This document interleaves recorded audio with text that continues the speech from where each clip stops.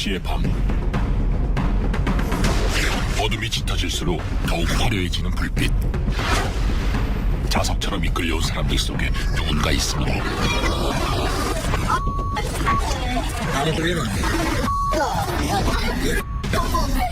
거리를 맴도는 10대 청소년들.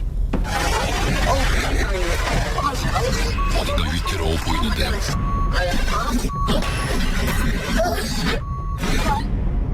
그때 다가오는 낯선 그림자. 야! 양아치들 많이 모여있네. 표정 안 좋노? 일 많아. 옛날에 내 몸에 절반 이상이 물신이었어. 많아. 좋겠다. 난 누가 같이 놀고 싶다. 으슥한 곳에 모여있는 아이들만 찾아다니며 말을 거는 한 남자가 있습니다. 그는 누구일까요? 밤이면 나타난다는 의문의 사나이.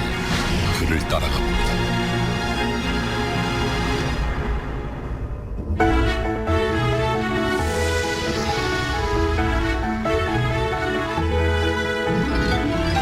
대구광역시. 수많은 사람들이 오가는 도심 속 번화가 동성로.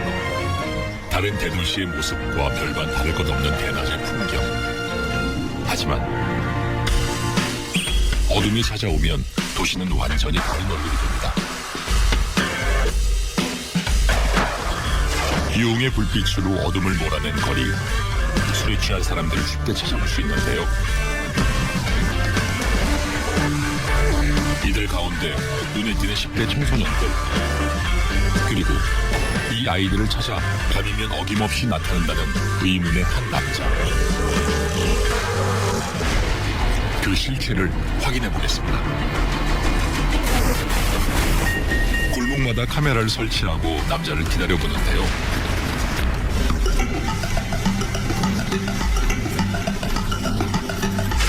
얼마 되지 않아 앳된 여학생 2명이 골목 안으로 들어옵니다.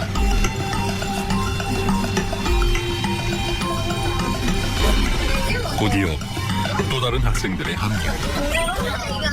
아무래도 이곳이 아이들의 아지트인 것 같습니다.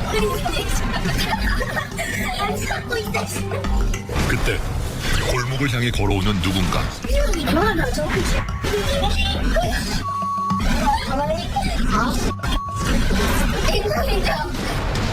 점차 빨라지는 걸음.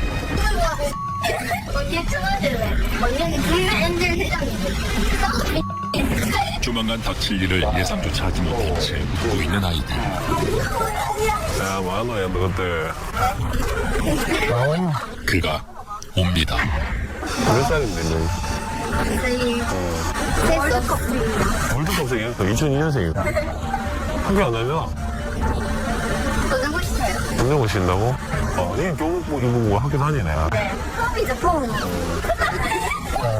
무슨 얘기하고 있었는데 그래. 나도 같이 얘기해보자. 아저씨요. 아저씨? 아저씨 욕하고 있어요. 내 얘기? 네. 내가 욕하기 뭐 있는데? 지금 같은 상황에도 좀 꺼주고 그럼 좋잖아, 지금도. 알겠지?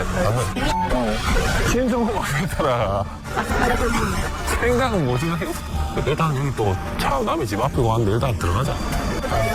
돌아가자. 딴 데서 놀자. 얘 뭐야? 아저씨 거예요? 우리 집을 너가 왜 가는데? 먹어요. 밥 먹으러 가자. 밥 먹으러 가든지. 가자. 돌아가자. 아이들과 함께 사라지는 남자. 잠시 후 대로변에서 남자를 다시 발견했습니다. 그런데 야! 갑자기 누군가를 불러 세우는데 무슨 일일까요? 학생 아이가? 어째? 너는 몇 살이고? 이건 배달하는 아들이가. 학교 다니나? 어디 다니는데? 오토바이를 타던 청소년들에게 거침없이 말을 건넵니다. 우리 다 하시는 거야, 이렇게. 그래. 나쁜 느낌 아니고, 나쁘게 가려. 표정이 안 좋노. 이게 뭐냐. 나도 한번 보자, 알겠지? 옛날에 내 몸에 절반 이상이 물신이었어. 담배 피면 하나를 지나갈 때는 이런 해를 날았지. 거친 10대들을 말 몇 마디로 제압한 후 유유히 사라지는 남자. 아이들은 그를 알고 있을까요? 오늘 처음 보는 사람. 뭐 처음 봤어? 아니, 그냥 그런 사람들 많이 봐가지고 뭐하는지 모르겠지만 나중에 알아봐야죠. 뭐하는 형인지 몰라. 몰라요. 남자의 정체는 여전히 오리무중. 밤거리를 활보하는 남자의 뒤를 쫓아가 보겠습니다. 아이고. 관찰 결과 남자는 거리에 있는 10대들만 찾아다니며 전화번호를 수집하는 이상 행동을 반복했는데요. 이거? 지금 어딘가? 혹시 밤거리 10대 청소년들의 큰 형님이라 되는 것일까?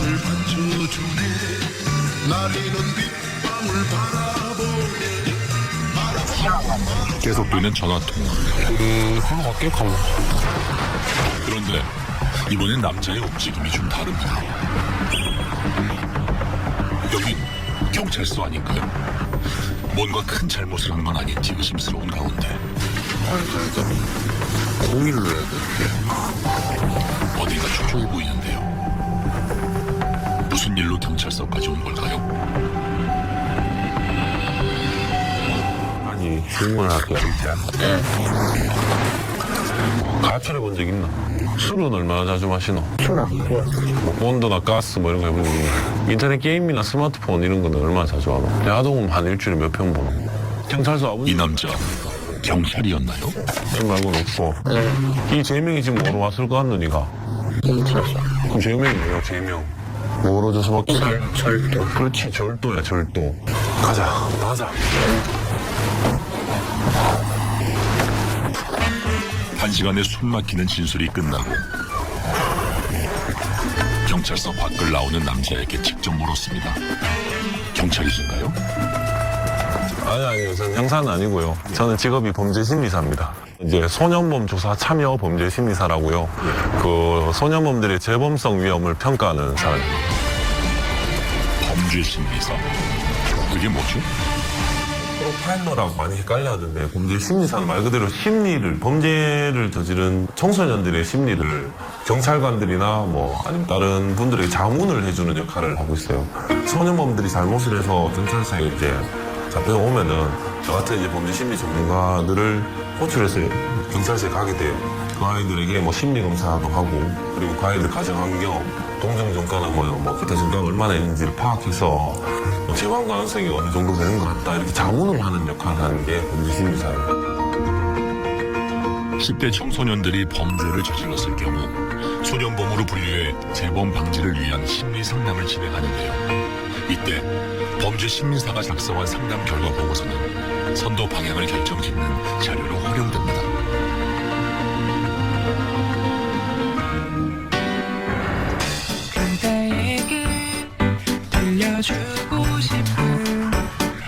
다음 날 다시 만난 규보 씨. 어젯밤에 본 거랑은 또 다른 느낌이네요. 아, 제가 좀 밤과 낮이 좀 다르게 입는 편이라서 아침이니까 좀 산뜻하게 다녀야 되지 않겠어요? 규보 씨의 산뜻한 출근길. 과연 범죄 심리사의 사무실은 어떨지. 아, 여긴가 보죠? 완전 다 어지럽혀 놓고 왔네. 깔끔하네요. 어? 김삼중 선배도 여기서 보네요. 상태와 위촉장도 꽤 많고요. 사무실에서 밥도 해 먹나요? 주방과 전에 조리 도구까지 뭐든 가능한 공간이군요. 여기는 좀 사람들이 오면 막 기겁하는 방인데 엄청 눈에 많이 보이는 하나 있을 텐데, 얘가 이제 스폰지밥인데요. 제가 제일 좋아하는 애라서 여기 보면 여기도 스폰지밥이고 여기 스폰지밥 시계고 쓰레기통 캐릭터들, 필통, 스폰지밥 인형들 엄청 착해요. 지금도 웃고 있잖아요. 그런 데는 항상 이 긍정적인 일이 너무 좋아가지고 영화도 개봉하고 싶어요. 그런 거 되게 좋아해요. 저 35살. 요즘 제가 만난 친구들도 좀 아이들이 노랗거든요. 애들이 노란 애들이 있는데 그래서 걔들 보면 또 좀 이미지가 비슷한 것 같기도 하고, 그 애들도 밝고 긍정적이고 착할 거다 이런 생각이 들어서 걔들 보면 또 좋기도 하고 그런 것도 있는 것 같아요. 35살의 범죄 심리사 신규보 씨. 물속까지 캐릭터 인형이군요. 취향은 의외로 아주 잘하네요. 아, 저 뒤에 있구나. 아침부터 사무실을 찾아온 이분 누굴까요? 새끼 먹었는 것 같은데 한 마리밖에 없는데. 그거 오늘 그거 해야 되는데 블로그하고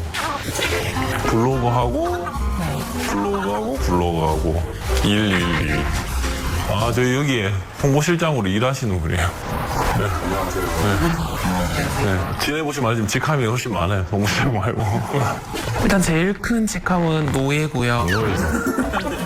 뭐 개인들 비서도 하고요. 뭐 이제 필요하실 때는 대리운전도 해드리고 그 식모살이도 하고요. 식물 좀 심했다. 식모는 아니고요. 뭐 밥하고요, 청소하고요. 그건 진짜 인정합니다. 지금 이 최준 선생님 같은 경우는 여기 안 계시면은 진짜 큰일 나죠. 네, 감사합니다. 영상 두 분이서 일하시나요? 뭐 정식으로 완전 상근하는 사람은 2사람이고 나중에 보시면 알겠지만 뭐 사람들 진짜 많이 왔다 갔다 하고 뭐 밥도 먹어야 되고 뭐 출입하는 사람도 너무 많아서 그래도 좁아요.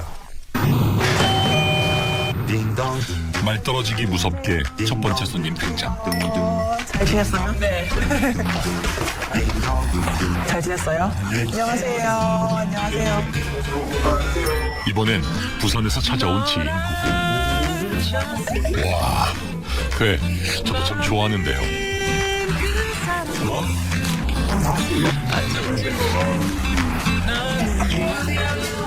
제 집 드나들듯 왔다 갔다 한다는 경찰까지. 근데 정말 경찰 맞으세요? 경찰서 요창과에서 근무하고 있고요. SPO라고 학교 담당 경찰관으로 일하고 학교 폭력 예방을 위한 기본 도안 나왔는지 좀 여쭤보려고 왔어요. 동네 사랑방 같기도 한 이 사무실의 정체는 뭐죠? 뼈를 만드는 사람들이라는 이제 비영리 단체고요. 장학금을 주거나 아니면 학원비를 지원해 주거나 아니면 주거를 위해서 뭐 월세를 내주거나 그리고 또 기타 상담을 해주거나 그리고 가족 회복을 위해서 노력하는 뭐 그런 단체입니다. 범죄 심리사 신규보 씨의 또 다른 직함은 위기 청소년들을 돕는 비영리 단체 별을 만드는 사람들의 대표. 경찰서와 협약을 맺고 청소년을 위한 일을 하고 있습니다. 한 차례 손님 치레를 끝낸 규보 씨가 어디론가 향하는데요. 선생님 성함이 신규보. 선생님 별을 만드는 네네. 오늘 특강 때문에 왔어요. 네, 알겠습니다. 신분 확인을 거치고서야 들어갈 수 있는 장소. 많어. 지나치게 봤다. 얼마인데? 그래. 일로 온나 빨리. 다 일로 덩어리 들러 온나. 덩어리, 니 덩어리 들러 온나 빨리. 다 일로 와야지. 친하게 지내자. 니 언제 나가노 빨리. 니 한참 걸었네. 니 유튜브 하는데. 그거 얼마나 살았네. 이곳은 19세 미만의 청소년들이 수감되어 있는 대구 소년원입니다. 현재 약 150명가량의 아이들이 모여 있는데요. 니 얼마인데? 이 가운데 규보 씨가 각별히 마음을 쏟는 아이가 있습니다. 나한테 하다가는 나가면 뭐 하려고, 이제. 나가면 그냥 평범하게 지내다가 니 참, 센터 가려고. 재판은? 어떻게 됐니? 기각됐어? 앞으로 나가면 좀 싸우고 치지 마라, 이제. 넉 달 전 어린 동생. 소년원에서 만난 20살 청년의 멘토가 된 규보 씨. 남다른 인연이 있다는데요. 처음엔 얘를 먼저 아는 게 아니라 얘 형이랑 먼저 알았어요. 얘 형이랑 이제 베트남 자원봉사 같이 갔다 왔고 지 동생이 여기 있다고 좀 멘토로 결연해주면 안 되나, 멘티 멘토로. 그래서 또 부탁받고 해서 좀 잘 챙겨주고 싶어서 왔는데 또 성격이 엄청 좋더라고요. 또 저기 어머니도 저희 센터에 오셔서 좀 잘 부탁한다고 또 말씀도 많이 해주셔서 와서 식사도 하고 그렇게 하고 있어, 현재는. 요즘 날씨 많이 추워졌잖아. 방은 안 춥나? 당연히 안 쳐. 따뜻해. 여기 그래도 뭐 반찬도 좋고 맛있잖아, 솔직히. 너무 많이 먹은 거 같아. 요즘 살쪘는데. 많이 쳤어요. 다음에는 다른 소년은 그럴 때는 같이 밖에서 봤으면 좋겠다. 같이 너 형하고 니 형 같이 세 명이서 그래야지. 맞죠? 나 이제 갈게. 잘 지내고. 고맙습니다. 간대. 너 형한테 얘기해줄게, 편지 쓰라고. 나도 편지 쓸게. 내가 답장하고, 알겠지? 답장하면. 규보 씨는 매달 정기적으로 소년원을 찾아 마음의 문을 닫은 아이들 가까이에서 말벗이 되어주고 있는데요. 오늘은 소년원에서 먼저 연락을 받고 더 많은 아이들을 만나는 시간을 갖게 됐습니다. 대구에서 범죄심리사로 일하고 있고, 범죄심리사. 이렇게 이제 지금 31일 날 나가잖아, 곧. 화해복귀반. 출원을 앞둔 아이들을 위한 특별 강연. 이야기를 들려주는 사람. 지금 이제 친구들 다 나갈 때가 됐지만, 다 인정하자. 우리 다 잘못했잖아, 맞지? 나 너무 잘못 안 했는데 억울해서 여기 왔어. 라는 친구 있어. 맞지? 다 반성하고 있고, 앞으로 안 그럴 거잖아, 맞지? 맞지? 그래서 난 근데 이 얘기를 들려주고 싶었어. 인간이 통제할 수 없는 그 결정적인 환경 속에 있어서 범죄를 저질렀다. 이게 결정이론이라는데, 예를 들면, 이 규보라는 아이가 아직까지 16살밖에 안 되는 청소년인데 사랑도 못 받고 주변 맨날 아버지가 때리는 환경 속에 있고 그런 환경이 결정지은 속에 있었는데 죄를 지었다. 그거를 과연 성인이 아닌 그 아이의 죄를 물을 수 있을까 이거지. 그래서 범죄 이론에서는 청소년한테는 환경이 결정지은 거잖아. 우리 조금 이해해주자라고 하는 거거든. 무조건 이해받고 용서받아야 된다는 뜻으로 막 한다는 건 아니고 우리 스스로도 알고 있어야 된다고. 우리가 그렇게 결정적인 환경에 있었으므로 우리 스스로 너무 죄책감을 갖지 말고 자존감을 막 떨어뜨리고 난 쓰레기야 이렇게 생각할 필요 없다고. 학교 밖 청소년 약 28만 명. 거리로 나온 아이들이 범죄의 늪에 빠져들고 있는데요. 이 아이들은 왜 죄를 짓게 됐을까요? 저는 원래 그 태권도부 출신이었거든요. 굉장히 부모님들도 기대를 많이 하셨거든요. 근데 전 아버지가 돌아가셨었어요. 그때 고등학교 2학년 때. 며칠 안 돼서 자퇴를 하고 오토바이도 타고 담배도 피고 막 나쁜 짓도 하고 그렇게 오래 지내다가 막 싸웠었어요. 그것 때문에 제가 소년원을 갔었어요. 정상적인 그 태권도 선수가 돼 있었어요. 집에서 계속 다투고 이래서 집이 너무 싫어서 제가 친구들과 나가서 지내긴 했는데 이제 가출을 하니까 돈이 없어서 이제 애들이랑 나쁜 짓도 하고 그러다가 결국에는 보호관소를 받게 됐어요. 저한테는 그냥 소년원이라는 단어가 저한테는 너무 힘들었던 것 같아요. 이곳 아이들 대부분이 불우한 가정 배경을 갖고 있습니다. 아직 어떻게 형한테 또는 뭐 쌤한테 형한테 뭔가 위로의 말이나 격려의 말 한마디씩만 해도 그래도 다리 열심히 가는 나와서 사고치고 열심히 살겠습니다. 아유 그래 고맙다. 네 웃음 덕분에 내가 힘이 난다. 아이들에겐 진짜 어른이 필요합니다. 성장통을 겪고 있는 10대들을 위해 작은 일부터 시작하기로 했습니다. 환경 개선을 위해 그리기 시작한 벽화. 소년원 벽면에는 마음을 위로하는 노랫말을 그려 넣었는데요. 그러던 때마다 서로 다가와 한 번의 실수가 평생에 덫이 되지 않도록 규보 씨는 아이들을 붙잡고 있습니다.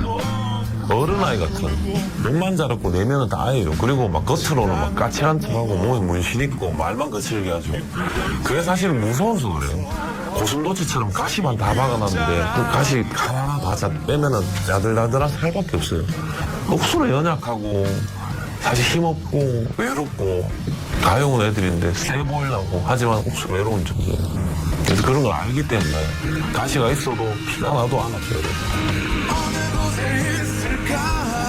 당황하는 아이들의 손을 잡아주는 히어로가 이곳에 있습니다.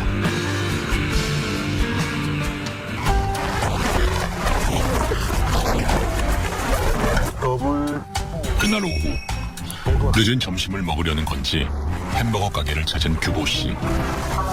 제가 못 먹은 게 아니고 아직 밥을 못 먹었다 해서 점심 때부터. 그래서 밥 사다 주려고. 소년원에 이어 찾아간 곳은 도시원입니다. 좁은 복도 양옆으로 빼곡하게 들어찬 작은 방들 사이에 오늘 만날 청년이 있는데요. 점심시간이 훌쩍 지났음에도 끼니를 해결하지 못한 청년. 몇 달 전 소년원에서 나와 자립한 승원 씨입니다. 지금 첫 끼가 이거. 네. 일주일 나왔는데. 잠깐 11시 11시. 마음. 됐어요. 거짓말잖아. 규보 씨가 이 청년에게 마음을 쏟는 데는 이유가 있습니다. 저한테는 아픈 손가락 같은 그런 나이. 현재 이제 같은 경우는 부모님이 두 분 다 돌아가셨어요. 돌아가셨고, 그래서 이제 주거지가 없고, 그렇다 보니까 이제 고시원에 자취를 했습니다. 문신은 언제쯤 넣어? 11월 2일이요. 2일? 5일이라고? 2일. 2일 다 돼가네. 그리고 또 빨리 치우고. 우리가 맨날 사람 만날 일이 있다 그러잖아. 왜 다 하는데? 얼마나 다 하잖아. 일주일. 아르바이트로 근근히 생계를 이어가고 있지만 처음엔 이조차도 막막했습니다. 그냥 일반적인 학교 다니고 졸업하고 대학하고 하는 친구들은 다 마련이 돼 있잖아요. 집도 있고 가족도 있고 제가 아무것도 없다 보니까 뭘부터 손대야 될지 모르겠더라고요. 처음 사실은 좀 포기하게 된 거죠. 그때부터 나 태양의 끝을 봤죠. 여기 보신 월세는 계속 내줄 거야. 이제 그렇다고 해서 네가 돈을 더 많이 풍족하게 쓸 수 있겠네 이렇게 생각하면 안 돼. 그 생각 안 해. 진짜 그런 생각 안 해요. 이제 알바를 하게 되면 나머지를 쪼맨 하루에 뭐 한 달에 10,000원이라도 모아야 돼. 건강도 좀 생각하고. 감사합니다. 감사한데 네가 아프지 말고 하면 내가 왜 감사해야 되는데. 빨리 나가자. 빨리.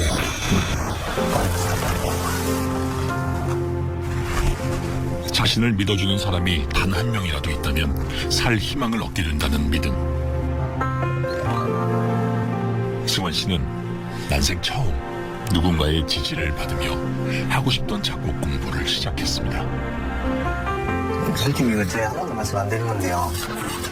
저는 이제 제 롤모델 같은 사람이에요. 말로 표현이 안 돼요. 네. 저한테는 그 아버지 이상 그런 존재라서 항상 감사하고 있죠.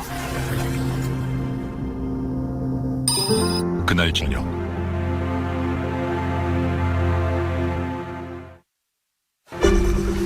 규보 씨를 찾는 경찰의 SOS. 10대 청소년이 들어왔다는 소식을 듣고 서둘러 현장을 찾았습니다. 대학생인가요? 네. 네. 네, 삼성입니다. 홍보만 같이 왔어요. 아, 저번에 먼저 왔다가 한밤중 갑작스러운 연락. 범죄 심리사 규보 씨에겐 밤낮이 없습니다. 따라오러 가시면 잘하고. 미안해요. 하여튼 주말이나 휴일 자기도 스케줄이 있을 건데 바쁘신데도 불구하고 항상 저희들이 전화를 하면 아무말 없이 와주시고 웃으시고 저희들이 업무적으로도 이렇게 많이 좀 저도 많이 배운 입장이고요. 네, 하여튼 저기로 한테도 많이 도움이 되고 있습니다. 네. 아니, 어머니는 여기 상담실 잠깐 기다리시고 앉아 계시는데 어머니 가시면 가자. 한순간에 범죄자가 될 위기에 처한 10대 청소년.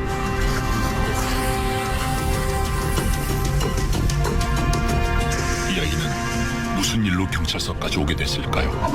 범죄 심리사고 내용 신고가 네, 내가 본 내용 봤는데 오늘 여기는 왜 왔어? 무슨 일 때문에 왔는데? 걸려가지고. 자전거 훔쳤다가 걸려서 왔다. 근데 이 가격이 제법 비싸던데? 자전거 비싼 오토바이, 비싼 자전거인데 그 가격을 비싼 거 보면 아나? 대충 훔쳐서 뭐 하려고 그랬어? 타려고 타고 다시 80 말이 안 되는 거 타고 갔다 올 생각이었으면 아무거나 오시면 되잖아. 사무실도 앞자밖에 있고. 팔려고 그랬던가, 얘가? 그럼 아무거나 오시면 되지. 싼 자전거도 많잖아. 그냥 타고 갖다 놓고.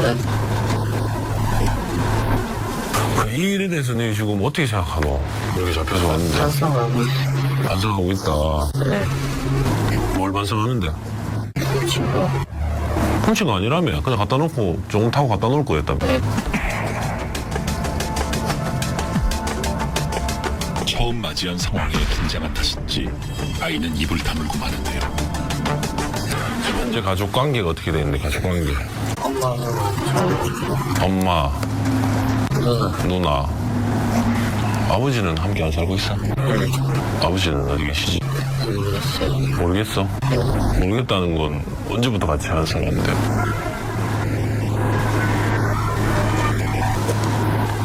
내가 이런 걸 알아야 잘 선택해주세요 이렇게 적을 수 있을까요? 맞지?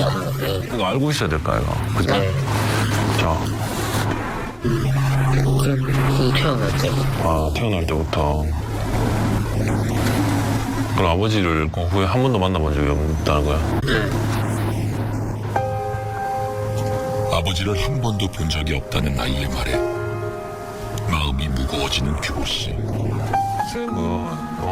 형은 나도 옛날에 내가 지금 올해 35살인데 아니야 그 20년 전에 나도 소년원을 다녀왔거든. 잘못을 해가지고 나도 옛날에 이 자리에 앉아서 옛날에 조사를 받았어. 그렇기 때문에 어떻게든 좀 다시는 이런 자리에서 만나지 않도록 도와주고 싶고 그렇기 때문에 이 일을 하거든. 생각지도 못한 갑작스런 고백. 이거 선배다. 소년원 선배. 내가 20년 전에 소년원을 다녀왔거든. 내가 되게 소년원을 다녀왔어. 나 옛날 소년원 다녀왔고 막 동안찰도 받고 나도 그랬거든. 저는 이제 소년원 있었던 입장이거든요. 규보 씨에게도 아픔이 있었습니다. 저희 부모님이 초등학교 때 이혼하셨어요.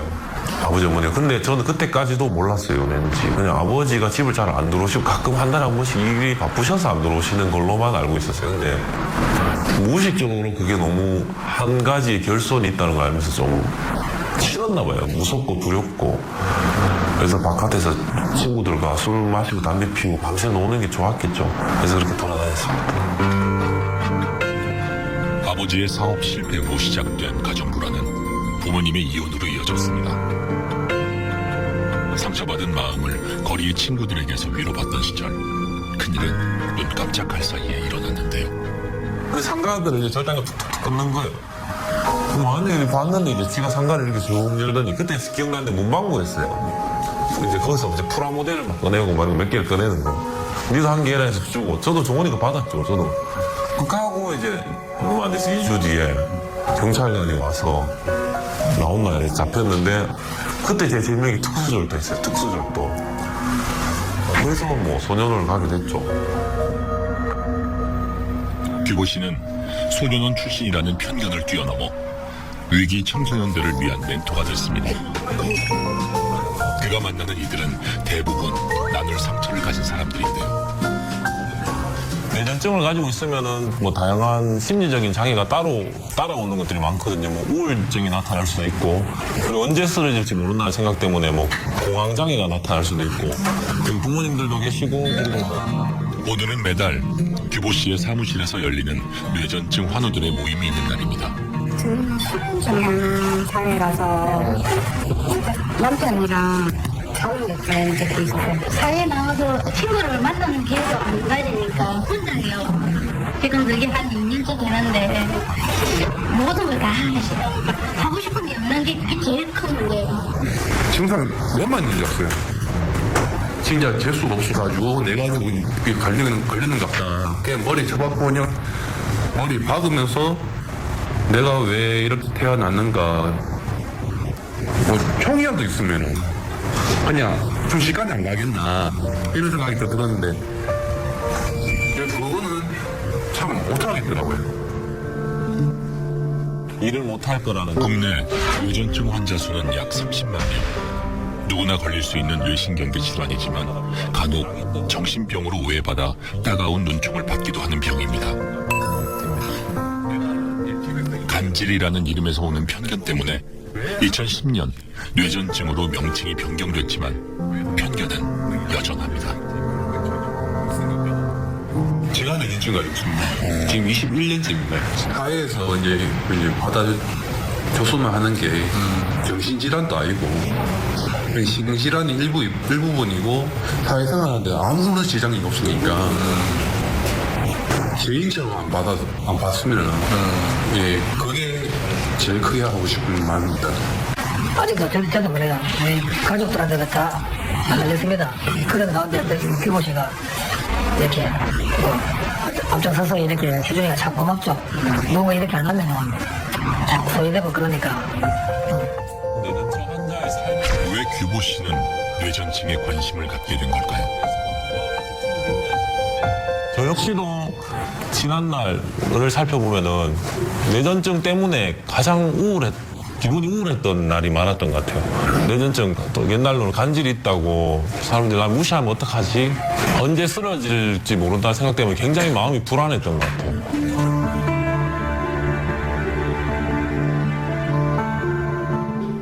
뇌전증으로 학교를 자퇴하고 검정고시를 거쳐 사회로 나왔지만 받아주는 곳은 없었습니다.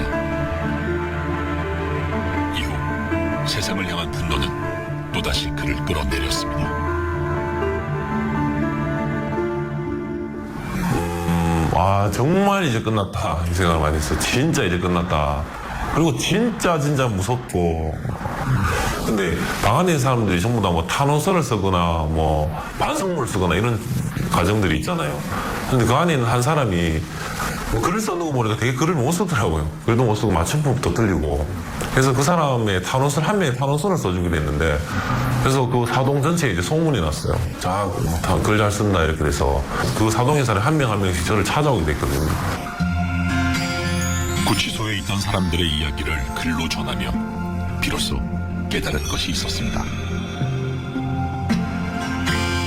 아, 이 사람들 보니까 전부 다 불안한 환경 속에 있었고, 그런 것들을 알게 되니까, 아, 내가 하고 싶은 일이 마음속에 딱 들어온 거예요.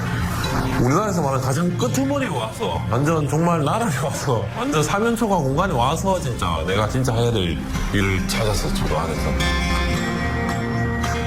벼랑 끝에서 발견한 한 줄기 희망. 구치소에서 나온 규보 씨는 빛을 잃은 사람들을 다시 일으켜 세우는 일을 시작했습니다. 그날 저녁 집으로 돌아온 규보 씨. 그런데 혼자가 아닙니다. 안녕하세요. 안녕하세요. 네. 안녕하세요. 같이 온 이 여인은 누구죠? 얘는 시간이 없어갖고 결혼 준비하는데 같이 못 도와줘. 주연이를 이혼수 힘들지. 곧 결혼을 앞두고 있군요. 그런데 이분 사무실에서 봤던 주연 씨네요. 뇌전증을 앓고 있고, 그리고 뭐 소년원도 갔다 왔고 구치소도 갔다 왔다. 그런데 괜찮겠냐 이렇게 저한테 말을 했었어요. 이제 그런 거를 저한테 여과 없이 다 말을 해줘가지고 오히려 포장해서 말했으면은 더 싫었을 텐데, 그런 과거가 있었기 때문에 이제 지금의 신규 대표님이 계신 거니까 별로 그거에 대한 거부감은 없었어요, 처음부터. 과거를 딛고 일어선 아들의 노력 덕분에 이혼했던 부모님은 8년 전 다시 재결합. 금술 좋은 부부가 됐습니다. 그럴 것 같네요. 많이 미안하죠. 지금 한참 그 자라고 할 때 지가 참 그렇게 착하던 녀석이 빗나갈 줄이라도 생각을 했겠습니까, 솔직히. 제가 잠시 둘이 좀 헤어졌댔습니다. 예, 섭자님하고. 그래가지고 그때부터 얘가 빗나가기 시작을 한 것 같아요. 그래도 그때는 막 미래 말 안 듣노 뭘 할 줄은 알았지. 이 속마음을 못 읽었느니 마음이 아파요. 지금. 마음이 아프고 지금도 그 말하면 눈물이 나.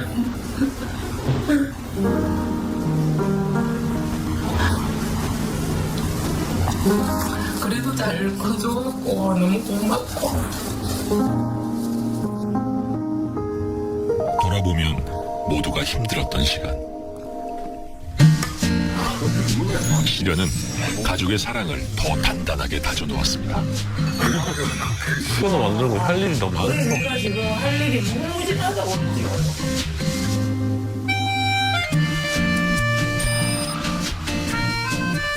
여자친구 주연 씨를 집에 바래다 주는 길. 어쩐지 으슥한 곳으로 들어섰는데요. 40 며칠이요. 40 며칠? 네. 한길 가세요. 아, 가세요. 오늘 만나서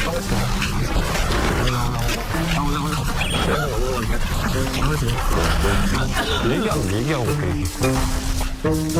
또 헌터 본능이 발동했군요. 처음에는 진짜 너무 당황해가지고 계속 이렇게 핸드폰 112 누르고 이렇게 잡고 기다리고 있었어요. 일단 애들이 다수니까 혼자서는 막 그렇게 사건 사고가 생길까봐 그게 제일 걱정되죠. 뭐하노? 라면 맛있나? 어? 컨셉 아니야? 오이? 학교는 다니고 있나?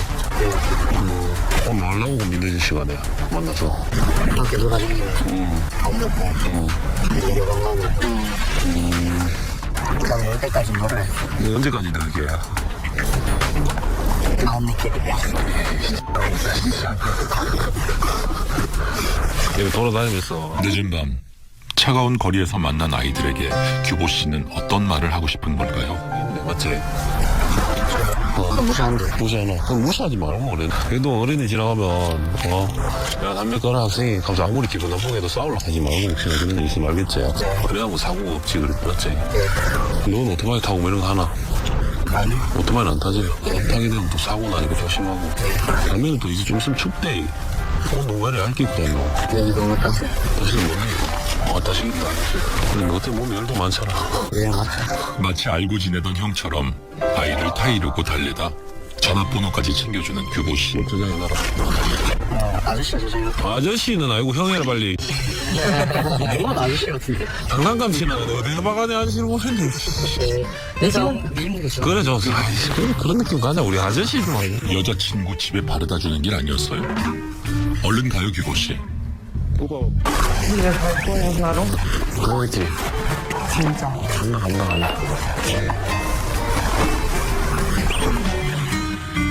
밤거리를 활보하던 그 헌터 본능이 어디 쉽게 사라질까요?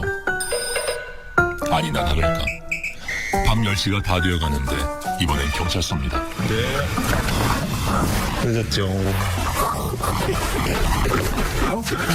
9시까지. 얼마 안 늦은 게 1시간 안 늦은 10시간 몇 시고. 1시간 안 늦은 네, 1시간. 신분이 돈독해 보이는 경찰과 어디론가 가려는 모양인데 집엔 언제 가요? 규보 씨와 야간 데이트 중인 이분은 범죄 심리사 활동을 통해 벌써 2년째 알고 지낸 이상모 경사입니다. 마지막 하나로 강의할 때 할 거 아니죠? 하기로 네, 알겠어요. 저희가 듣기로는 여기 뭐 달서구 한성에 복직 중이라고 제가 봤습니다. 대신에서 남구 사무실을 남구에 구해가지고 아니죠. 좀 물론 달서구 쪽 오면 아직 인지도가 그렇게 썩 그렇게 높진 않아요. 예, 약간은. 이제 보니 서로 라이벌 관계? SNS 친구수 대결은 이상모 경사의 승리. 시장한 지 얼마 됐어요? 그래요? 시작은 오래 했어요. 시작은 2011년부터 했어요. 시장한 지 6개월밖에 안 됐어요. 그럼 뭐예요? 기간이 중요한 거예요. 6개월 만에 전 1000명이 넘잖아요. 아이고 부럽습니다. 아이고 부럽습니다. 질적으로 내가 이기고 있는 거예요. 전 1000명 넘죠. 1000명 넘죠. 전 6개월 동안 늘어난 친구가 2,000명이에요. 전 뭐 오래됐으니까 2011년부터 했으니까. 티격태격 주거니 받거니 하던 두 사람이 뭉친 진짜 이유. 경찰과 범죄 심리사가 2인 1조로 나선 야간 순찰. PC방은 밤 10시 이후 미성년자의 출입이 금지된 곳이죠. 이번에 미세님 나가라고 메시지로 이걸 한번 꼭 해주시고요. 네.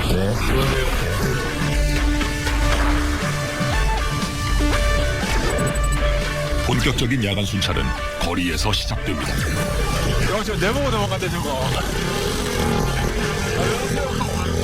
일단 어리구멍 그거 한번 갑시다. 오토바이를 타고 질주하던 아이들을 찾아 나서기로 하는데요.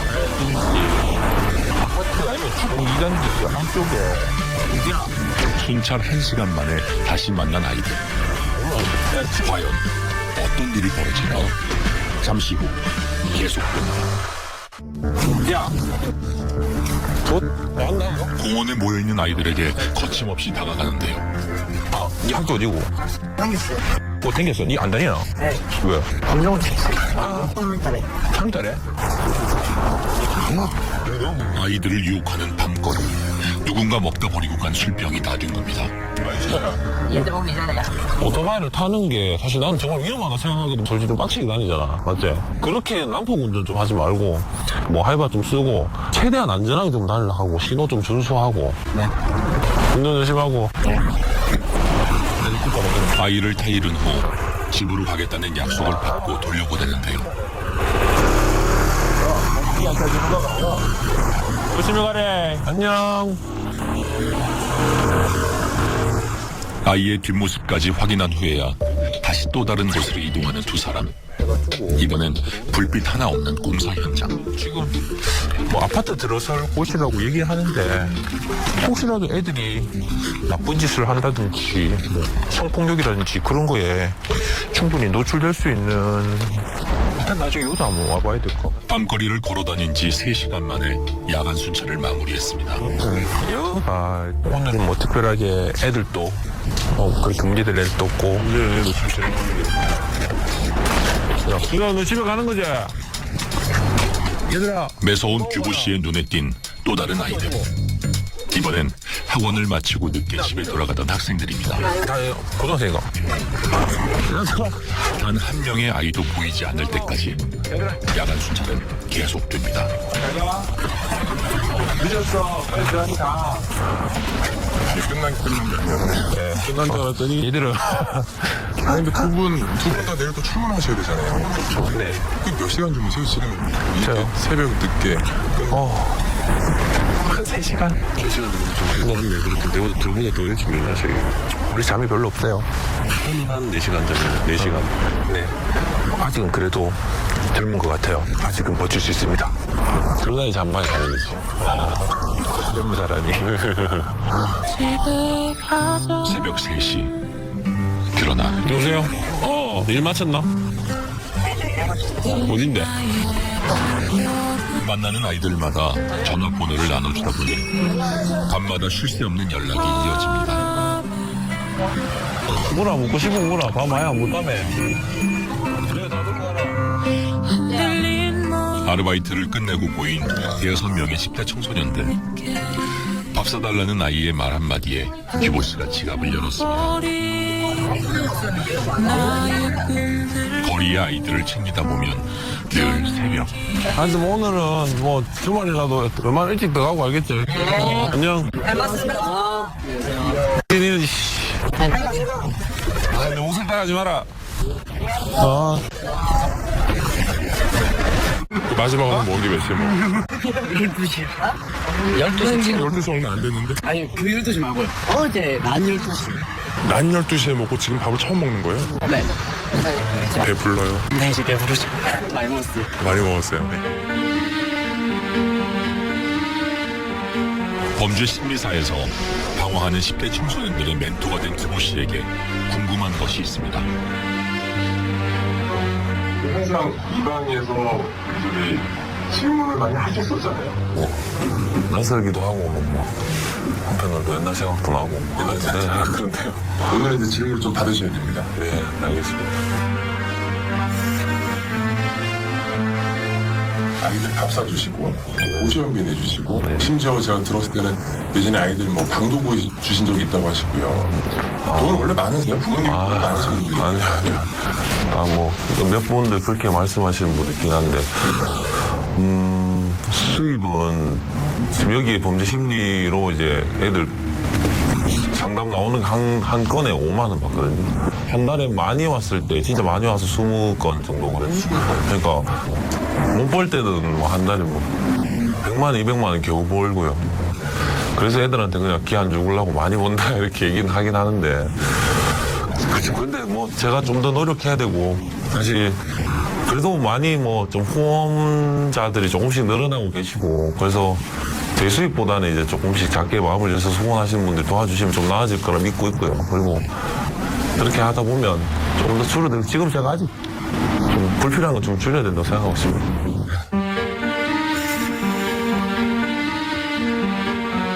유전증 환자들에게 가장 안 좋은 게 뭐라고 생각하세요? 스트레스죠. 그리고 수면 잘 자야 되고. 아이들을 만나고 발매를 칭찬을 주세요. 우리 뇌전증 환자들 그렇게 하는 거는 좀 무리라는 생각 해보신 적 없으세요? 물론 뭐 걱정은 많이 하세요. 뭐 어머니도 맨날 전화 오세요. 뭐 약은 챙겨 먹었나 하면서 또 댕기다가 니 아프면 안 된다 하고. 근데 마음이 피곤한 거는 그때는 마음도 피곤했고 지금은 마음은 하나도 안 피곤해요. 아이들이잖아요. 그냥 애들 바라보고 있으면 좋잖아요. 그리고 사실 전 옛날에 혼자 밥 먹고 막 이랬던 사람인데 어떻게 보면 막 같이 밥 먹어줄 사람이 필요했던 수도 있어요. 저하고 같이 밥 먹어주고. 사실 이제는 제가 쓰러지고 아프면 안 되잖아요. 제가 아프고 쓰러지고 하면은 또 아이들 도와주지도 못하고. 그리고 내가 아프면은 주연이가 슬퍼하잖아. 제 안에 될 사람이. 뭐 누가 먹지만 해도 저는 알아서 약 다 챙겨먹고 합니다. 지금 그 만나서 케어해주고 있는 아이들은 대체로 가해자들 아닐까요? 그 가해자들이 피해를 당한 아이들에게는 상처가 될 거라는 생각 혹시 해본 적 없으세요? 그래서 사실 그거에 대해서 사실 고민을 진짜 많이 했어요. 나중에 뭐 범죄 피해를 당한 애들이 저한테 뭐, 저런 애들 도와주면 뭐예요? 이렇게 얘기할까봐 너는 생각을 하니까 어떻게 해줄까 생각을 많이 했는데 제가 이제 소년원에서 들어가서 봐보면 그 아이들의 한 80% 이상이 많을 땐 90%까지도 전부 다 한부모 가정이거나 또는 부모가 아예 안 계시거나 이런 환경, 그 결정된 환경 속에서 자라는 애들이 많아요. 물론 죄는 사실 버려야 된다고 생각합니다. 잘못했는 것만큼 간단하게. 하지만 그 아이들이 다시 사회에 나와서 노력할 때는 반성하고 노력할 때는 조금 당당하게 살 수 있도록 만들어주는 세상이 돼야 된다고 생각합니다. 특히 청소년에게는 그렇게 할 수 있도록 변하는 세상이 돼야 된다고 생각해요. 규보 씨의 믿음대로 어른이 좀 더 어른다운 세상이 되길 저도 바라봅니다. 함께 살아가는 따뜻한 세상. 아이들은 규보 씨를 통해 스스로 빛을 내는 별이 되어갑니다. 김경호 선생님한테 가장 감사한 거는 실수 없이 바쁘게 해주셔서 참 감사해요. 쌤 안 만났더라면 제가 지금 이 자리에 없었을 수도 있어요.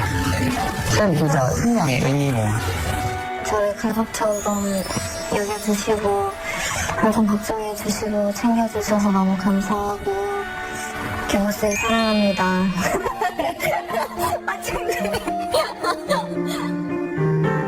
단 한 명의 아이라도 희망의 끈을 놓지 않도록 규보 씨는 아이들의 힘이 되어주고 싶습니다. 저는 그 찰리 채플린의 말을 되게 좋아해요. 내 인생이 가까이서 봤을 때는 비극이지만 멀리서 봤을 때는 희극이더라. 이 말을 굉장히 좋아합니다. 과거를 막 생각하면 과거의 저를 떠올리면 굉장히 비극적인 삶이었다고 생각해요. 비극적인 삶이었지만 지금 정말 희망적이잖아요. 그게 나에게는 무기가 돼서 아이들에게 희망을 전하는 사람이 됐잖아요. 그리고 우리 아이들도 지금의 내가 이렇게 잘 열심히 살고 있으니까 나를 통해서 이 아이들이 변할 수 있다는 걸 전달해주고 그렇게 운동하고 싶은 게 제 꿈이에요. 방황하는 청소년들에게 빛을 선물하는 멘토 리틀빅 히어로 심규보 씨입니다.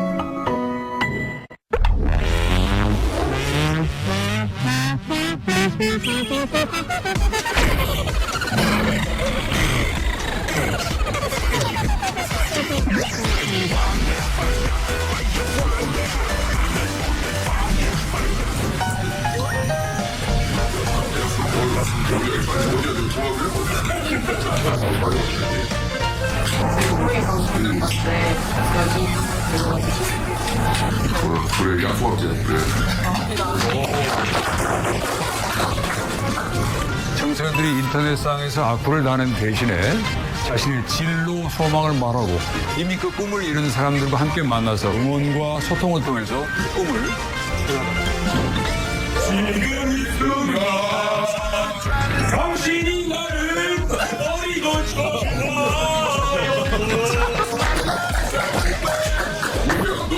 뭐 하셔도 되겠다. 연습 많이 해야겠다. 사실 저는 원래 도매니아 자체에 있지 않았고 후자적으로 개발한 거예요. 개발해서 계속 하다 보니까 내 지평이 잘 맞는 거예요. 대중예술은 사람들한테 즐거움을 주는 거거든요. 그래서 그런 즐거움을 주기 위해서 코미디언도 상당히 크다고 봐요. 거기에 이제 뮤지컬들이 마찬가지고 어떤 뜻을 세웠을 때 지속적인 뜻도 있지만 자기가 어떻게 살고 싶다 그런 게 우리가 얼마든지 또 자기의 꿈을 펼칠 수 있는 길도 있지 않을까. 저는 우리 청소년들한테 좀 진짜 피부에 와닿는 그런 이야기를 좀 해주고 싶었어요. 밥 먹으면서 얘기를 하니까 좀 더 좀 친감이 있고 좀 정말 좀 와닿는 이야기들을 해드릴 수 있어서 좀 좋았던 그런 시간이었습니다. 대한민국 화이팅! 고 코리아! 감사합니다.